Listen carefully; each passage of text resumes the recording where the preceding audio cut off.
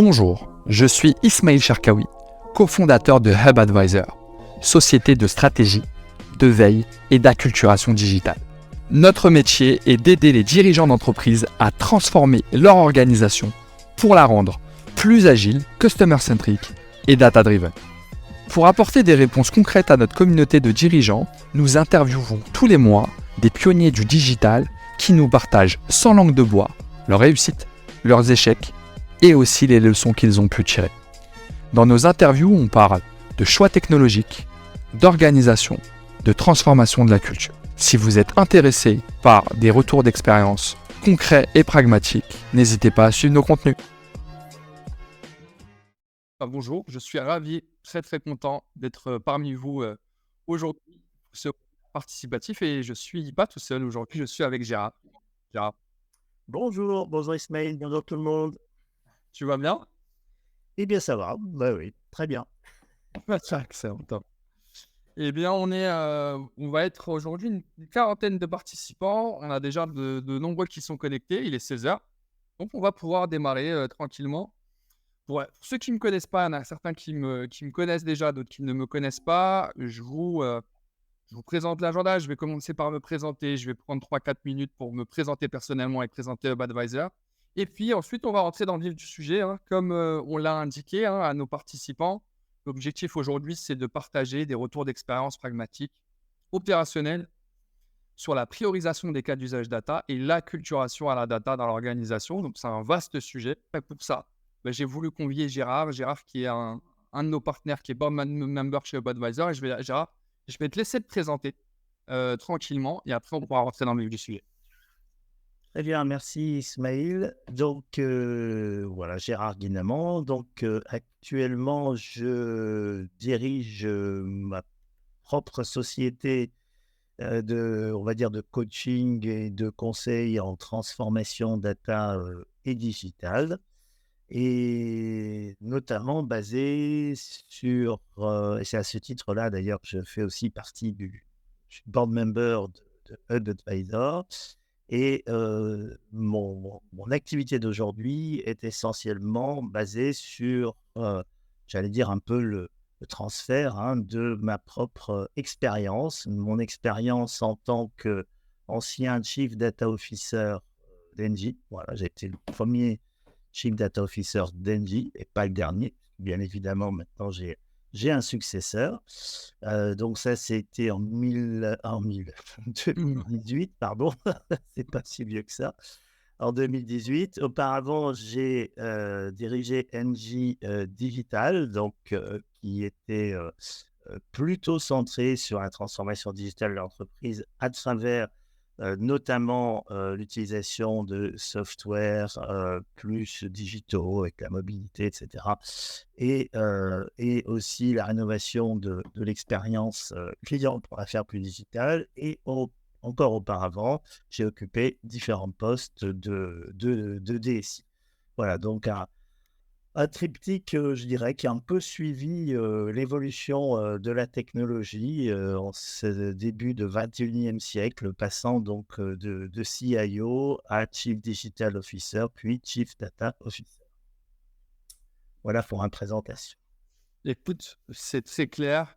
Merci beaucoup, Gérard. Écoutez, on va commencer cet échange. Alors, juste pour vous donner de la visibilité sur la structure, comme je l'ai dit, ça doit être le plus participatif possible, mais pour vous donner aussi un petit peu de grain à moudre, en fait, ce qui va se passer, c'est que dans un premier temps, je vais partager quelques slides avec Gérard. Il va réagir à ces slides-là. Et vous, dès que vous avez une question, envie de commenter, envie de monter aussi sur le call, vous pouvez participer à tout instant. Et nous, on sera ravis d'obtenir vos idées. Je suis en train de charger la présentation. Elle est en cours de traitement. Et après, on va pouvoir démarrer. Peut-être juste hop, est-ce que tu peux me dire, Gérard, voilà, là, on voit. Oui, c'est bon. C'est bon. C'est parfait. On va démarrer. Et là, on va commencer par une première slide. Et à chaque fois, en fait, je vais présenter une slide à Gérard qui la commentera. Et cette slide-là, c'est la suivante. Donc, je vais la lire, ceux qui ne voient pas. Donc, on a le témoignage de Isabelle Cocher, CEO d'Engie de 2016 à 2020, qui nous dit que la data est essentielle pour Engie afin de lancer de nouveaux services et de nouveaux business models. Dans la même slide, on a Jean-Pierre Clamadieu, président d'Engie depuis 2018, qui dit que la data est primordiale pour améliorer la rentabilité et l'efficacité opérationnelle de Engie. Et la dernière, c'est celle de l'actuel CEO de Engie qui explique que la data est primordiale pour piloter Engie et doit aider Engie à prendre des décisions de manière plus rapide. Est-ce que Gérard, tu peux nous informer et puis commenter aussi cette slide-là et après aussi on vous dira pourquoi on l'a partagée. Alors oui, effectivement, ça fait, cette slide mentionne, finalement mes 3 derniers chefs, hein, chef, et chef, au sein d'Engie avant de quitter Engie et 3, 3 chefs, qui, ont véritablement positionné, la data comme un enjeu, stratégique pour le business de l'entreprise. Et ça, je pense que c'est un point effectivement très important qu'au très haut niveau, vraiment au top niveau de l'entreprise, cette prise de conscience que la data a une valeur pour le business de l'entreprise est quelque chose de primordial. Et je dirais, quelles que soient finalement les attentes, puisque là, on voit sur cette slide que les 3 attentes sont différentes. Elles correspondent à des moments différents de l'entreprise. La première demande d'Isabelle Cocher en 2016, hein, quand j'étais encore Chief Digital Officer et qu'on commençait à s'intéresser à la donnée, dans ce cadre-là, bien évidemment, son attente d'un point de vue business était très centrée sur la connaissance client, sur la transformation d'un groupe industriel vers un groupe de services, avec le déploiement de services B2B au service de la transition énergétique de nos clients. Donc, une nécessité de maîtriser pour faire ce business, pour vendre de nouveaux produits, pour vendre de nouveaux services à ses clients, la nécessité de maîtriser la donnée de ses clients, que ce soit pour mesurer leur empreinte carbone et leur évolution, mais aussi, bien évidemment, pour proposer un certain nombre de services en temps réel de pilotage des émissions carbone, etc. Donc, une attente très forte et une prise de conscience que la data était au cœur, finalement, de la stratégie business centrée sur la décarbonation de nos clients. La deuxième demande qui est très complémentaire, hein, qui peut tout à fait s'associer à la précédente, correspond plutôt à une vision, cette fois-ci, d'excellence opérationnelle, en disant, voilà, ça c'est Jean-Pierre Clamadieu, nous sommes une entreprise industrielle, nous opérons un certain nombre d'assets industriels. Ces assets doivent eux-mêmes s'inscrire dans la transition énergétique et la transition écologique. Et j'ai besoin de la donnée pour augmenter la performance de ces assets, que ce soit vis-à-vis de leur gestion, de leur opération au quotidien, ou qu'il s'agisse de leur maintenance, ou encore de leur disponibilité, notamment concernant les assets, je dirais renouvelables, hein, qui sont très dépendants de l'intermittence de la météo. Donc une autre focale, beaucoup plus centrée sur l'excellence opérationnelle, avec une anecdote, enfin c'est pas une anecdote, c'est plutôt une demande très forte de la part de Jean-Pierre Clamadieu, me disant, je m'en souviens très bien parce que ça m'avait marqué, c'est la première fois que je considère qu'un sujet technologique qui pouvait me sembler un peu loin de mon activité industrielle, en tant que patron d'une entreprise industrielle de l'énergie, c'est la première fois que cet objet qui s'appelle la data doit absolument faire partie intégrante de mon business. Ça doit devenir un actif au même titre que les actifs industriels ou les actifs humains dont je dispose dans l'entreprise. Et donc ça, c'était un point important. Et puis le dernier sujet, la dernière attente, hein, qui est aussi différente mais encore complémentaire des autres, concerne cette fois-ci beaucoup plus le pilotage de l'entreprise. Et la demande très très forte de Catherine MacGregor, c'est comment la data peut m'aider à transformer le pilotage de cette entreprise, à transformer sa gouvernance, à passer d'une entreprise plutôt piloter en mode holding financière avec globalement plutôt du reporting financier, vers une entreprise intégrée où tout le monde est sur le pont pour suivre les mêmes KPI, les mêmes indicateurs industriels en temps réel le plus possible, et pas seulement en look back, voire peut-être demain en prédictif, et que ces mêmes indicateurs soient suivis, quelles que soient les strates de l'organisation, depuis mon niveau en tant que CEO jusqu'à l'opérateur, je dirais au manager d'opération sur le terrain. Donc vraiment 3 attentes différentes: nouveaux produits, nouveaux services, connaissance client, excellence opérationnelle et pilotage, je dirais, vraiment, rénové d'une entreprise, et je pense qu'aujourd'hui, mon successeur se trouve vraiment à la conjonction de ces 3 attentes, puisque ce sont les 3 attentes qui sont importantes. Et ce qu'il faut retenir, à mon avis, de cette slide-là, c'est l'importance de la connexion de la stratégie data avec la stratégie industrielle, business de l'entreprise, et deuxièmement, le sponsorship de haut niveau qu'il faut aller finalement chercher auprès des CEO, des présidents, etc. C'est hyper intéressant. Moi, ce que j'aime dans cette slide, c'est 3 leaders. Tu les connais bien évidemment mieux que moi, hein, mais très différents les uns des autres, avec des parcours différents, des visions qui sont aussi différentes. Mais 3 leaders pour lesquels la data est un sujet clé, pour différentes raisons.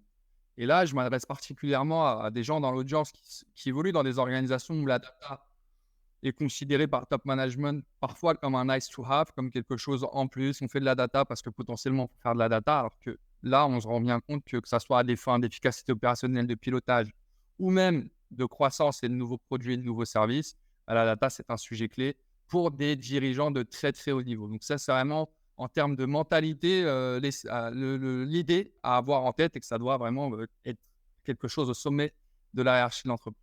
C'est ce que j'ai voulu vraiment incarner dans cette slide.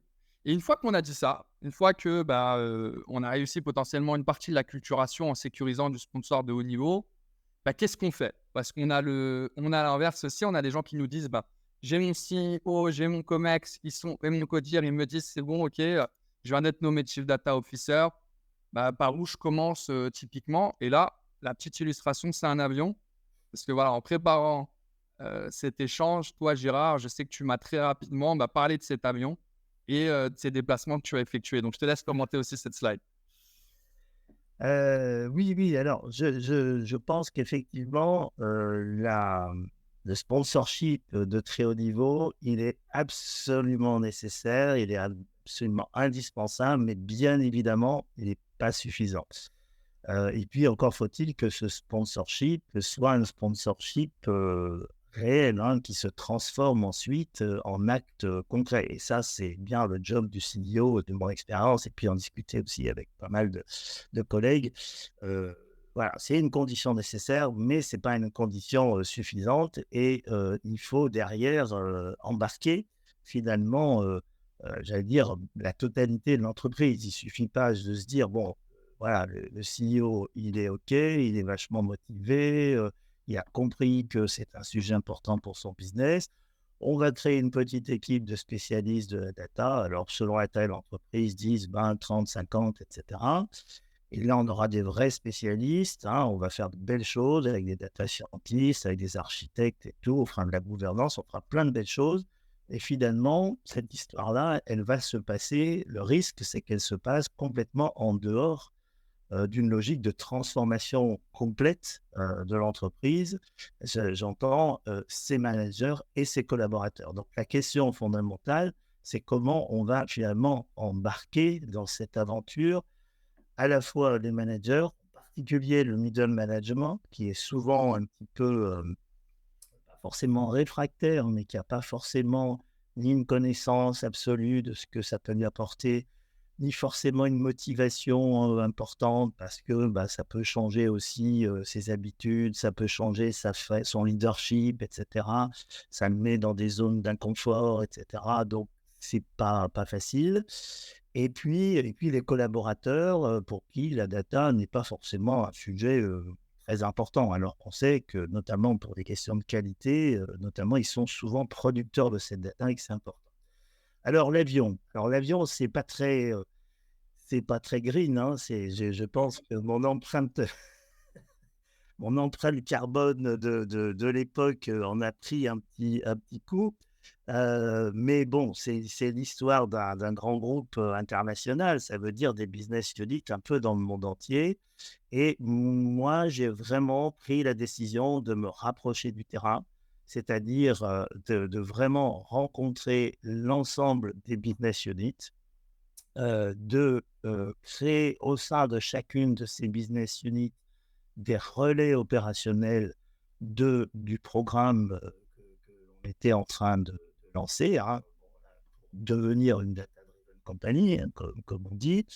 Donc, ça veut dire un data leader sur place, ça veut dire un minimum de compétences sur place autour de la data pour avoir un relais sur place et avec ce relais, de passer du temps, hein, du temps. Souvent, voilà, ça s'est concrétisé par des séquences de 3 journées. La première journée, plutôt centrée sur la stratégie, c'est-à-dire travailler avec le CEO local, le patron, la patronne de la business unit locale, sur sa stratégie, sur ses enjeux, sur ses pain points, de façon à vraiment travailler avec lui cette espèce de, comment dire, de cascade entre le discours et l'ambition du top level, comment elle allait s'incarner concrètement dans chacune des business units. Donc, le premier jour, vraiment un travail stratégie. Quelle stratégie data pour quelle stratégie business, par rapport à quels enjeux, par rapport à quel pain point, etc. Comment on pourra s'assurer de la valeur produite, comment on la pilotera, etc. Vraiment des questions fondamentales autour de la stratégie. Et cette journée se poursuit par quelque chose encore plus concret qui était centré sur les cas d'usage. Alors, c'est vraiment un angle d'attaque que moi j'ai privilégié. Je n'ai pas souhaité démarrer par des choses très data, hein, c'est-à-dire par de la gouvernance, par des plateformes, par de la technologie, même si on verra dans la discussion, bien sûr que ce sujet-là arrive à un moment, mais je n'ai pas commencé à parler ni au CEO, ni au patron de business unit, ni au middle management, finalement de mon métier de data leader, hein, et de toutes ces contraintes et de tout ce qu'il fallait faire pour répondre à la mission des big chefs. Bon, il faut parler de problèmes, de pain points, de stratégie et de cas d'usage. Quels seraient les cas d'usage qui permettraient, les cas d'usage de la data, qui permettraient concrètement de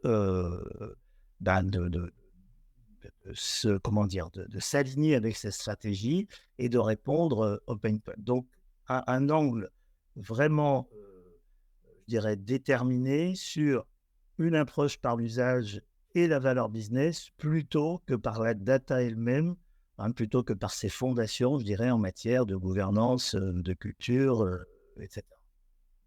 C'est très clair. Et justement, pour faire, entre guillemets, accoucher ces cas d'usage, parce que aujourd'hui, il y a différentes techniques, et puis dans les grands groupes, même dans les groupes de taille plus modeste, il y a un niveau de maturité qui est très hétérogène. Donc, il y a des patrons qui vont tout de suite comprendre, ont tout de suite une vision data, etc. Il y en a d'autres qui ont besoin d'être accompagnés. Et, euh, et là, on va parler de deux choses rapidement. Mais déjà, de l'impact business. Toi, dans le discours, je sais que tu avais une communication qui était ambitieuse et tu n'hésitais pas à parler d'EBITDA. Je vais te laisser commenter cette partie-là. Et après, je vais présenter une autre slide pour faire accoucher justement, pour en fait témoigner sur cette façon de faire accoucher les cas d'usage. Mais d'abord, sur l'ambition, comment arriver à motiver les différents, ce qu'on va appeler les data owners, les différents patrons de business unit, etc. Comment les acculturer à la data. En fait, faut parler cash, entre guillemets. Mm. Oui, oui, je pense qu'une question centrale, hein, quel que soit finalement le niveau d'interlocuteur, j'allais dire, c'est « where is the money ?»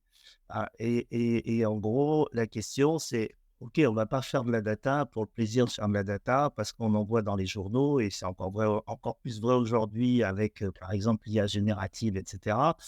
De se dire: «On va faire de l'IA parce que bon, voilà, c'est tout le monde doit en faire, on va faire de la data, tout le monde doit en faire». Non, concrètement, c'est qu'est-ce que ça va apporter comme valeur à l'entreprise? Au-delà de la stratégie, au-delà des pain points que j'ai cités tout à l'heure et des cas d'usage, ces cas d'usage-là, quelle valeur ils vont produire? Alors, heu, moi, j'ai essayé de travailler, je dirais, un peu à 2 niveaux. Un niveau, premièrement, un niveau assez global de se dire, bah, finalement, que ce soit au niveau du groupe ou que ce soit au niveau de chacune des business units, si on développe les cas d'usage qui nous semblent intéressants par rapport aux pain points, quelle valeur concrète va être produite par ces cas d'usage? Et quand je dis concrète, en quoi ça va faire bouger l'aiguille de l'EBITDA? Que ce soit sur la génération de nouveaux revenus, parce qu'on aura développé des nouveaux produits, des nouveaux services, on aura fidélisé, et cetera. On aura fait de l'upskilling, du cross-selling, de l'upselling, pardon, du cross-selling, et cetera. Ou est-ce que et on aura agi finalement sur la je dirais sur la top line, hein, et donc fait bouger l'aiguille de l'EBITDA et où on aura agi plutôt sur la réduction des coûts parce qu'on aura optimisé des process, parce qu'on aura, optimisé, comment dire? Les opérations, techniques, d'exploitation, des usines, parce qu'on aura amélioré les conditions de maintenance, on aura amélioré la disponibilité des assets et donc, on aura réduit les coûts et on aura agi à ce moment-là sur la bottom line.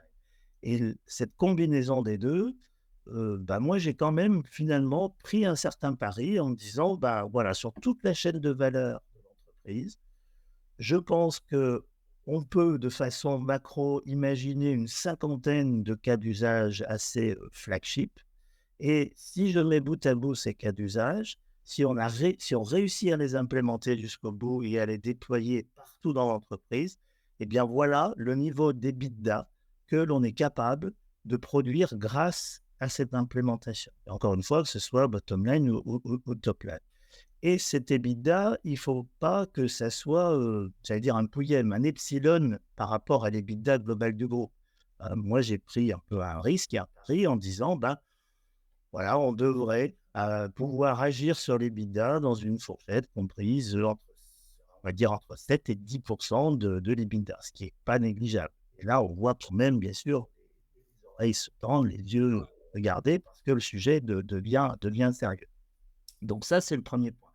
Et puis, bien évidemment, le deuxième point, mais on y reviendra peut-être un peu plus tard, Ismaël, c'est aussi de se dire, bah, chacun de ces 50 cas d'usage prometteurs, on ne sait pas encore vraiment si on les fera tous, hein, à ce stade-là, mais en tout cas, on devra à un moment être capable aussi, individuellement, d'être capable de montrer la valeur qu'ils produisent, hein.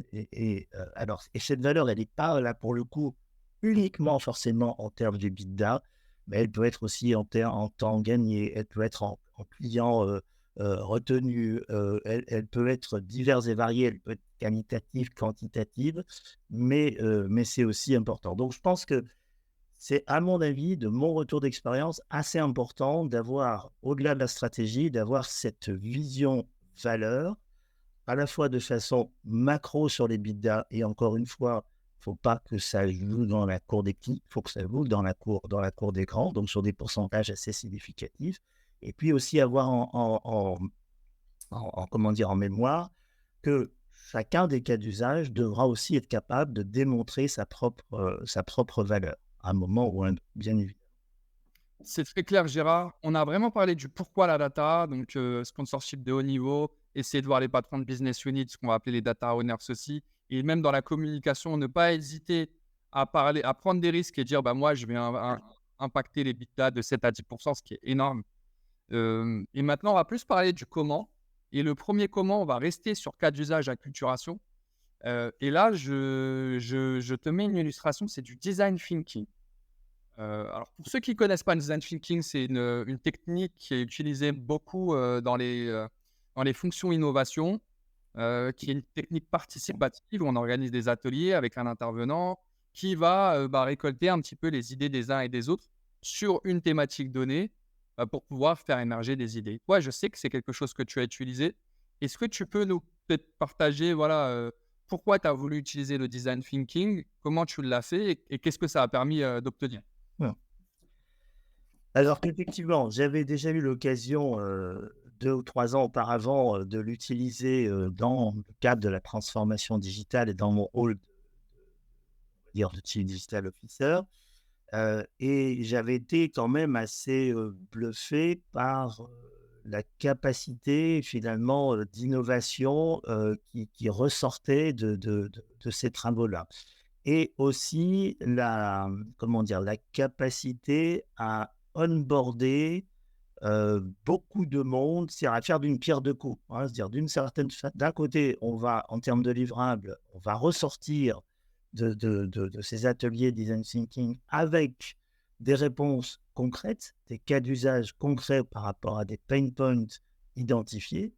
Et d'autre part, le fait d'avoir impliqué, finalement bon nombre d'acteurs venant de différentes positions dans l'entreprise, c'est aussi un bon moyen de commencer à, finalement à amorcer la pompe, de l'acculturation. Parce que ça fait vraiment tache d'huile, et à tous les niveaux, encore une fois, au niveau des CEO, au niveau du management, au niveau des collaborateurs, et cetera. Et ça vraiment, c'est pour moi, ces 2 vertus. Alors, c'est pas une chose facile dans une entreprise, industrielle, hein. Donc, moi, j'ai utilisé cette méthode dans les fameux ateliers que j'évoquais tout à l'heure, avec, mon avion qui, je vous rassure, n'était pas un jet, privé quand même. Heu et le deuxième jour,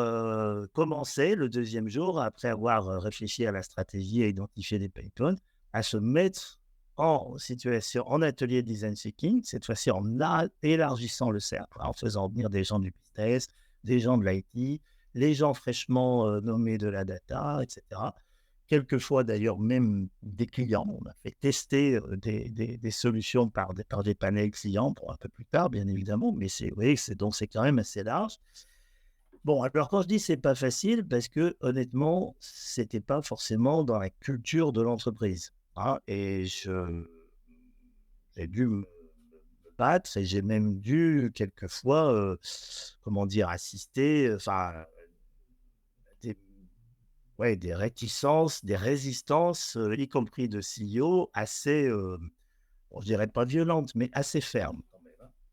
Voilà, donc ça n'a pas été un long fleuve tranquille parce que c'était un peu dérangeant, c'était pas forcément quelque chose auquel ils étaient habitués, et du coup, c'était pas simple. Mais en revanche, je me suis rendu compte que les réticences, les résistances de début, du fait finalement de la force de cette méthode-là, me permettait assez rapidement de renverser la tendance. Et je dirais à la première pause, finalement, je sentais vraiment que les résistances commençaient à s'effriter et que même les on va dire les grandes gueules, hein, assez réfractaires, finalement commençaient à être beaucoup plus mous dans leur expression de réticence et commençaient au contraire à avoir, un langage beaucoup plus participatif en disant: «Ah bah oui, on pourrait faire ça», et voilà, et la mayonnaise, heu, prend quoi assez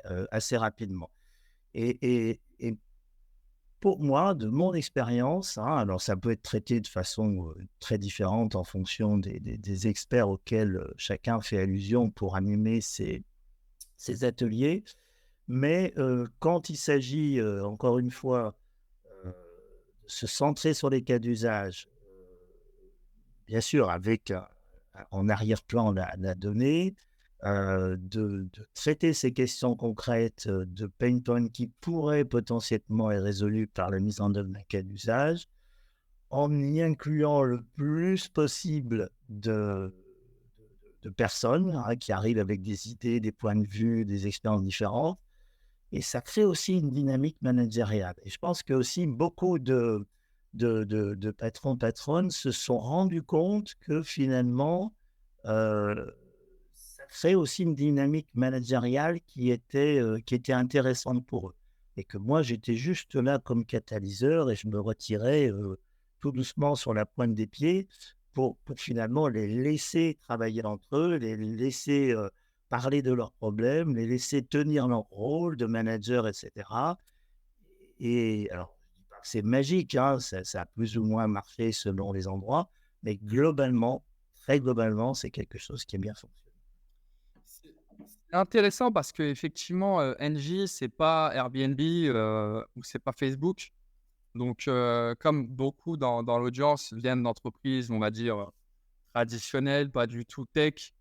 Et quand on arrive avec du design thinking, avec des post-it, et cetera, et ben, on peut être perçu, comme, quelqu'un qui va contre la culture, historique de son organisation. Mais c'est intéressant que toi, tu nous aies dit, voilà, à toi aussi, je sais que c'est pas Ouais. une culture de base, même à toi personnellement, ce type de méthodologie-là, mais tu les as adoptés, ça a porté ses fruits. C'est intéressant ce lien que tu fais entre cas d'usage et acculturation. Donc, je comprends que ça a eu un double intérêt d'identifier des cas d'usage et de faire accoucher les cas d'usage, et de l'autre côté, bah, de sensibiliser à la data au sein d'un panel plus large que celui de départ. Et intéressant aussi sur le rôle finalement Ouais. du chief data officer ou de la personne ou du chief digital officer ou du DSI ou du DRH, peu importe, la personne qui porte le sujet data en interne, qui à un moment donné, effectivement, va beaucoup pousser, insister, être très visible, et à un moment donné, sait et doit savoir aussi se retirer pour que le métier ou les collaborateurs, en fait, prennent, en anglais, c'est ça le rôle de data owner, mais prennent le contrôle, la responsabilité du sujet data, Tout à fait. et c'est avoir cette présence d'esprit et cette intelligence émotionnelle de se dire, bon, bah là, ça a opéré, et puis moi, je vais, entre guillemets, recueillir les fruits, et c'est plus à moi d'être aux avant-postes, entre guillemets. Voilà, et puis pas se positionner, en sachant du métier, hein, encore une fois, parce que, voilà, pour citer quelques réticences, moi j'ai eu, des propos, que sans doute certains autour de la table, enfin ceux autour de reconnaîtront, du genre, «Bon, tu vas pas m'apprendre mon métier, c'est pas tes consultants qui vont me dire, ce qu'il faut faire, au contraire, ils viennent là, pour me pomper mes idées, et cetera». Ouais, je vous donne des vraiment des tranches de vie, très, très concrètes. Sans doute que d'aucuns l'ont déjà entendu. Donc, bah, il faut arriver à dire: «Non, non, mais bien évidemment, voilà, vous êtes responsable, vous êtes porteur du métier, vous êtes porteur de vos succès, de vos problèmes, de vos ambitions, de vos stratégies. Voilà, moi, je ne suis là et les personnes qui m'accompagnent ne sont là que pour faciliter, cette expression et ensuite faire en sorte que progressivement, ça se transforme en choses concrètes, palpables, y compris sonnantes et trébuchantes».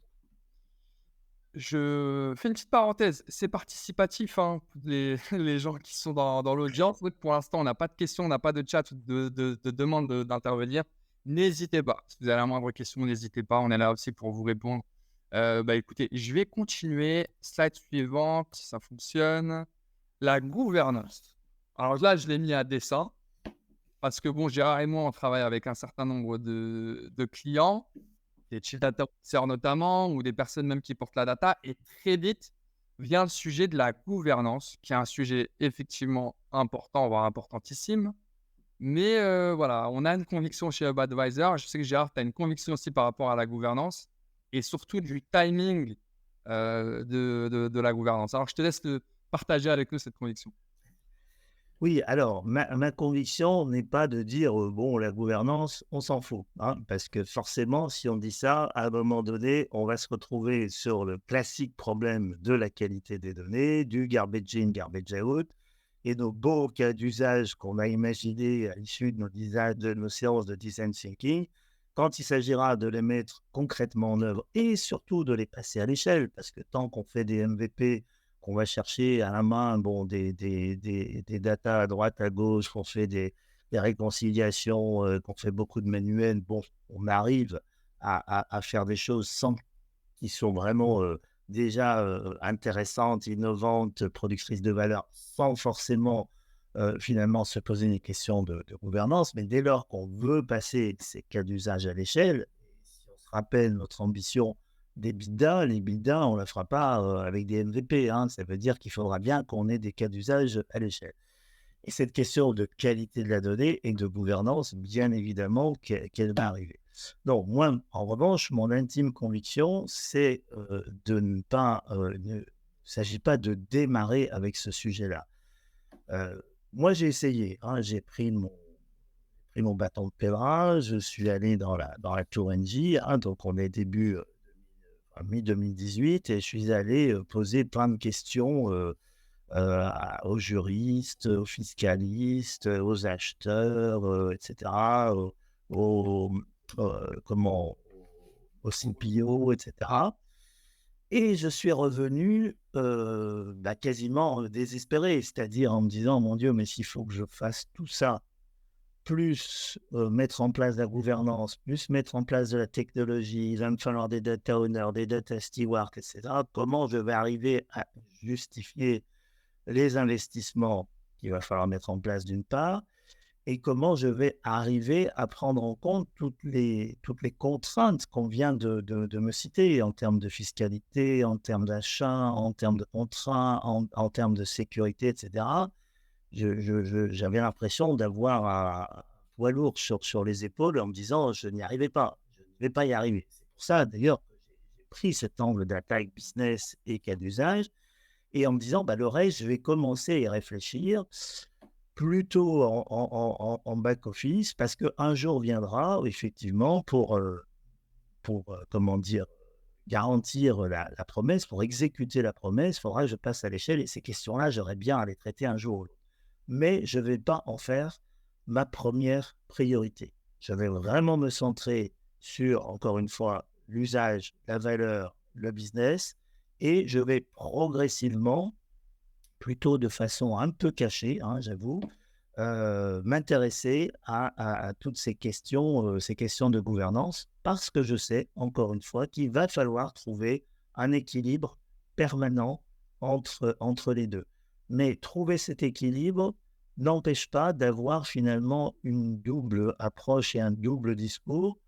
Un discours, une stratégie centrée business, sur lesquelles on va d'abord commencer, encore une fois, par la valeur, par l'usage, et puis une deuxième stratégie beaucoup plus souterraine, centrée sur les fondations, qu'on n'est pas obligé de, comment dire, de dévoiler, de montrer dans un premier temps. Voilà. Je pense que c'est quelque chose pour moi d'excessivement important, et qui fait encore, je pense, partie aujourd'hui des conditions de succès pour dynamiser, pour onboarder une entreprise dans une démarche data. Si on commence encore une fois à charger la mule, à parler que des contraintes, à parler de ce qu'il va falloir faire en termes de gouvernance, et qu'on on essaye de dire, et on dit qu'on n'arrivera rien à faire si toutes les données de l'entreprise ne sont pas au bon niveau de qualité souhaité, et que tant qu'on n'est pas arrivé à ça, on ne pourra pas commencer à délivrer le premier cas d'usage. En gros, il va se passer 3 ans, on va dépenser beaucoup d'argent, on va produire que des choses non visibles, et le risque, c'est que tout ça parte à la poubelle avec une mauvaise image, ou au contraire qu'on continue à faire des choses en shadow, un peu de partout dans l'entreprise, de façon beaucoup plus time to market, driven, etc. Voilà, c'est un peu ma... Non, ça c'est Ouais. intéressant. Je vais faire 2 commentaires. Premier commentaire, c'est on l'a pas dit, mais c'est vrai que toi, tu t'es concentré sur des cas d'usage métier et pas sur des fonctions support. Sans revenir dessus, mais bon, tu as voulu vraiment t'intéresser au business clé de NJ plutôt que, à la revue annuelle des collaborateurs. C'est souvent cet exemple que tu donnes. Comprendre aussi que transformation data, une transformation digitale, une transformation tout court, ça prend plusieurs années, et que donc il faut montrer des gages. Il faut montrer des réalisations, et c'est beaucoup de la communication. Et au début, voilà, on vous met le plein d'essence, comme le plein d'essence entre guillemets de la voiture, et puis vous avez du fuel pour pouvoir entreprendre, essayer de sortir quelque chose. Et si vous commencez par dépenser ce fuel dans la gouvernance, bah, c'est pas forcément visible. Et on a vu, et c'est vrai qu'on le voit, des gens qui ont commencé par la gouvernance et qui, à un moment donné, bah, se retrouvent en difficulté parce qu'ils disent, on entend souvent cette phrase: «Bah, le business nous dit on a consommé ou dépensé beaucoup d'argent, beaucoup de ressources, mais on ne sait pas pourquoi». Et généralement, quand on entend ce type de phrase dans une organisation, bah, ça commence à sentir pas très bon. Donc, vaut mieux qu'on se dise, ben, là, on a dépensé beaucoup d'argent, mais maintenant, on se dit, il faudrait quand même réussir à le passer à l'échelle. Ça, c'est un bon problème à avoir versus le premier que je viens d'évoquer. Oui. Pour moi, c'était intéressant parce que c'est vrai qu'on voit de nombreuses organisations qui commencent par l'organisation et par la gouvernance. Alors, c'est pas forcément la meilleure idée. Ah, il faut vraiment créer l'appétit, hein. Il faut créer l'appétit et l'appétit, bah, il est du côté du business. Encore une fois, il est sur la valeur que ça produit au business. Voilà, je pense que et encore une fois, je ne fais pas de démagogie, hein. Je suis pas en train de dire: «Oui, allez, il faut vendre du rêve au business et puis vous arriverez à vous en sortir pendant 2 3 ans comme ça et puis c'est bon». Non, à un moment donné, il faudra bien s'attaquer à la question de la gouvernance. C'est qu'une question de priorité et de gestion d'équilibre, entre les 2. Il reste deux slides. C'est compliance. Alors, compliance, j'ai voulu le mettre pour Gérard parce qu'on était intervenu auprès d'un codir d'un grand groupe de santé. Donc, il y avait le Chief Transformation Officer, le Chief Data Officer, les DRH, etc. Il y avait une belle tablée. Et puis, on parle de transformation data, etc. Et puis, il y a une personne dans l'audience qui nous interpelle et qui nous dit: «Mais nous, dans l'équipe data, on aimerait faire beaucoup de choses, etc. Mais on est tout le temps freiné par la compliance et puis on n'y arrive pas. Et puis, ça prend beaucoup de temps, etc., etc.» Et puis, Gérard, de manière assez naturelle, lui a dit quelque chose. Alors, on a voulu le partager avec vous aujourd'hui. Mais voilà, sur l'aspect compliance, on va pas dire que tu es un pirate, Gérard. On va pas aller jusque-là. Ah oui, Oui, mais ça serait intéressant de partager à l'audience, bah, la réponse que tu as formulée à, bah, cette personne qui nous a interpellés le mois dernier. oui, oui, je pense que j'ai pas une tête ni de pirate ni de hooligan, hein, donc voilà, je fais quand même beaucoup dans le politiquement correct, aussi, sinon j'aurais jamais occupé les choses que j'ai occupées au sein d'un grand groupe. Néanmoins, pour faire aussi référence à ce que je disais tout à l'heure, quand, vous faites, moi j'ai fait ce tour des popotes de toutes les fonctions, support qui sont en charge de compliance. Encore une fois, RH, achat, fiscalité, finance, heu, contrat et cetera. À un moment, le juridique, hein, bien évidemment, le juridique, et quand on fait ça, et c'est la discussion qu'on avait avec, l'entreprise en question qui se disait: «Mais je suis face à un mur et je suis face à des empêcheurs de tourner en rond, des gens qui vont, me dire: "Ah ben non, ça tu peux pas le faire. Ah ben ça c'est pas possible. Ah ben ça c'est dangereux", et cetera et cetera. Et ça, c'est la vraie vie. Je pense que tout le monde dans les jobs qu'on occupe, on se trouve confronté à ça. Donc de 2 choses l'une, c'est-à-dire où on est très bon élève et on se dit: «Bon, ben, on va les prendre un par un et puis on va donner satisfaction, on va s'assurer que, voilà, tous nos contrats vont maintenant, avoir une clause spécifique sur la propriété des données. On va s'assurer avec les juristes que, en travaillant sur tel ou tel type de données dont on n'est pas complètement certain de la propriété parce qu'elle appartient peut-être au client, et cetera. Mais bon, voilà, c'est pas forcément risqué. Alors, on ne prendra pas non plus de risques avec le GDPR, c'est pas ce que je suis en train de dire. Il y a quand même des choses, il y a des frontières à pas dépasser, bien évidemment. Mais, oser se mettre consciemment et en étant en capacité de mesurer le gap et en sachant en permanence comment on peut, du jour au lendemain, le combler, par rapport aux différentes compliance, je pense que c'est quand même, et c'est ce que je disais, la meilleure façon si on veut avancer, si on veut innover et si on veut pas être cloué sur place, avec des fardeaux, sur les épaules. Donc il faut que le CEO, il ose prendre ce risque qui, encore une fois, je ne suis pas hooligan, donc ça doit être un risque mesuré, pas une tête brûlée. Je ne suis pas en train de dire qu'il faut faire tout et n'importe quoi, mais être en capacité de se dire entre une logique d'innovation d'un côté et une logique de full compliance de l'autre, où est-ce que je peux trouver une ligne directrice, une marge de manœuvre qui va me permettre quand même d'avancer, d'innover, de produire de la valeur, tout en sachant que peut-être que effectivement sur certains sujets, je ne suis pas complètement compliant à un certain nombre de règles, mais que je sais expliquer pourquoi. J'ai les parades éventuelles pour revenir rapidement dans une situation complètement conforme si ça venait à se tendre. Voilà, mais je ne suis pas scotché, encore une fois, en surplace parce que, voilà, j'ai les pieds complètement, bloqués par toutes les règles, des experts de l'entreprise divers et variés, RH, finance, achat et cetera.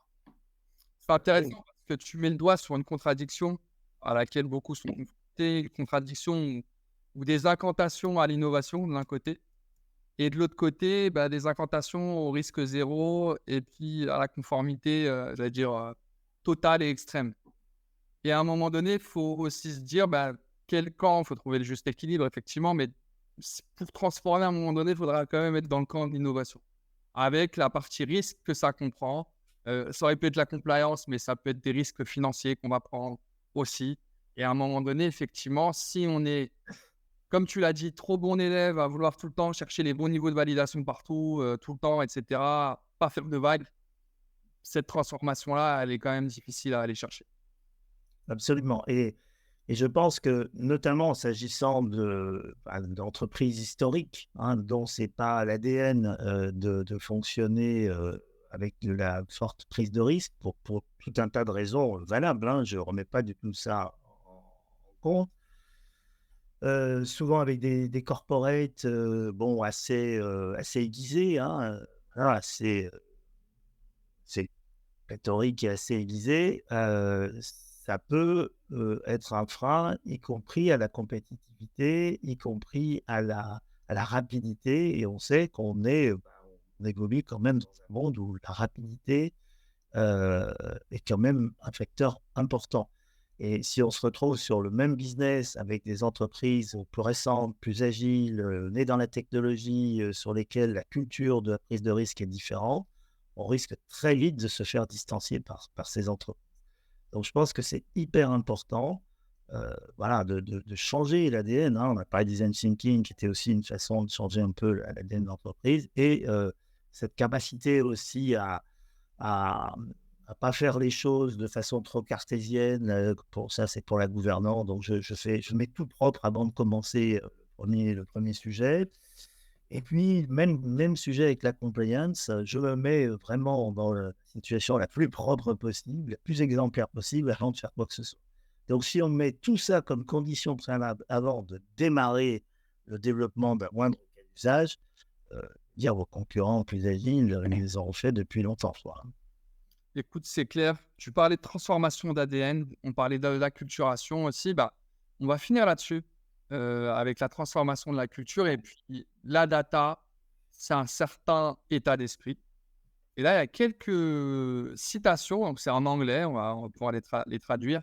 Et c'est quelques citations qui incarnent bien la mentalité à avoir et de transformation culturelle à opérer pour pouvoir avancer, sur les sujets data et puis on va conclure dessus comme on arrive quasiment à la fin de l'heure donc je vais te laisser enfin je vais les lire et toi je te laisse les commenter. Donc le premier c'est sur la rapidité, on comprend in digital a quarter is a year. Voilà, alors je dois, pour rendre à César ce qui est à Oui, César, dire qu'elles ne sont pas toutes de moi, ces citations. Un bon nombre, alors il y a des citations qui sont vraiment dans je veux dire, du domaine complètement public. Et en fait, c'est au sein de notre équipe globale, hein, que ces citations ont été, quand je dis global, c'est-à-dire avec mon boss, membre du COMEX, en charge de l'IT, du digital et de la data. Moi, au sein de la data ou précédemment au sein du digital, avec nos équipes, on a finalement petit à petit, collectivement construit cet ensemble de citations, voilà,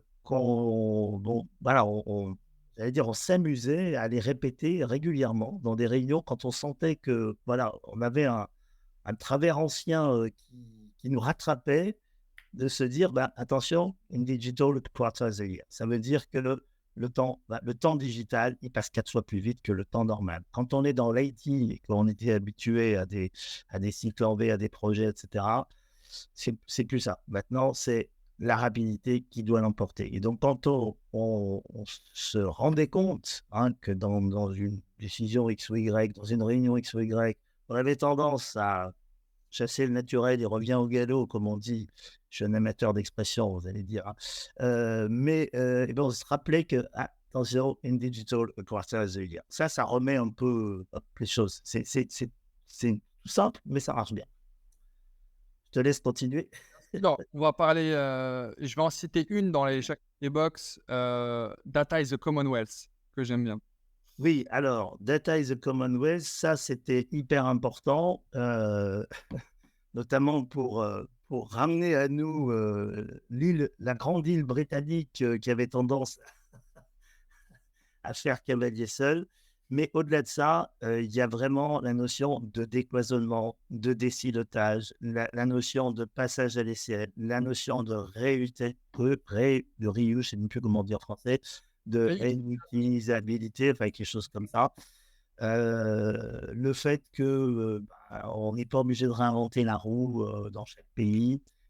Et donc, la data, c'est vraiment le bien commun de l'entreprise. Il s'apporte aussi la data as an asset, etc.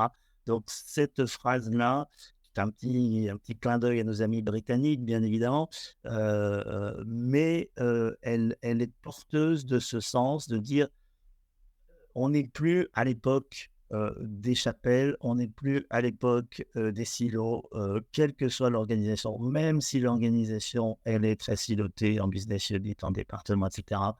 La data, elle doit transcender ces organisations, elle doit devenir un bien commun. Il n'est plus du tout question que chacun garde la donnée pour soi dans son silo. Sinon, on ne créera pas de la valeur à l'échelle de l'entreprise, qu'on soit une petite entreprise ou un grand groupe mondial, les silos, ils existent de partout. Voilà. Et de dire que la data est un bien commun, c'est hyper important. c'est clair. Sur la partie valeur, on a déjà revenu dessus, beaucoup avec la partie EBITDA et sur la partie pragmatisme, je pense que la citation est assez claire. C'est vraiment focus sur l'exécution, focus sur délivrer, montrer, même si c'est pas forcément à l'échelle, même si c'est pas 100 clean entre guillemets, mais démontrer qu'on va dans le bon sens et avoir cette obsession de sortir des cas d'usage, rapidement, des cas d'usage visibles parce que l'aspect communication et je reviens dessus, est un aspect fondamental. Il est 16h55, on a quasiment fini. L'heure pour nous de conclure.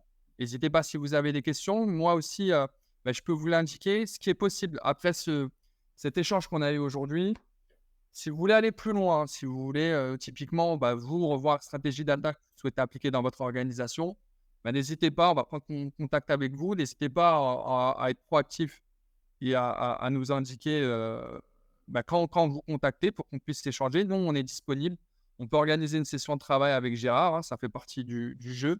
Si vous voulez nous faire intervenir, comme je vous l'ai dit, on intervenait pour un grand groupe médical dans le secteur de la santé il y a un mois. Pareil, on peut intervenir. On intervient régulièrement auprès de Codir, notamment pour parler de l'importance de la data et de l'importance de briser les silos, miser sur les cas d'usage, faire attention à l'aspect gouvernance aussi, à la qualité des données, etc. Mais éduquer, acculturer votre organisation à la data, on peut le faire aussi. On est disponible aussi pour ça. Et si entre-temps, vous avez des commentaires, des questions, n'hésitez pas, Advisor, comme je vous l'ai dit, indépendamment de Girard, on a une communauté d'experts qui intervient sur tous les sujets liés à la data, mais aussi au digital, des sujets qui peuvent être techniques, comme les plateformes, des sujets d'architecture, des sujets métiers aussi, on a des experts métiers. Donc, sur toutes les thématiques sur lesquelles vous avez potentiellement des questions, nous aussi, on est disponible pour vous. Je vais clôturer. Là, on arrive au bout, à moins que vous ayez des commentaires ou des questions. Sinon, on va pouvoir y aller. J'attends 10 secondes et hop, non, ça ne réagit pas. Ça ne réagit pas plus que ça. Donc voilà, on va clôturer. On va vous remercier pour on va vous remercier pour le temps accordé. C'était un plaisir d'échanger avec vous. Et puis, on se dit à très bientôt. Très bonne journée. Et surtout, un très, très grand merci à toi, Gérard, d'avoir pris le temps de partager avec nous ton expérience et tes insights. Merci à vous pour votre écoute et votre patience. Merci beaucoup. Merci. À très bientôt. Au revoir.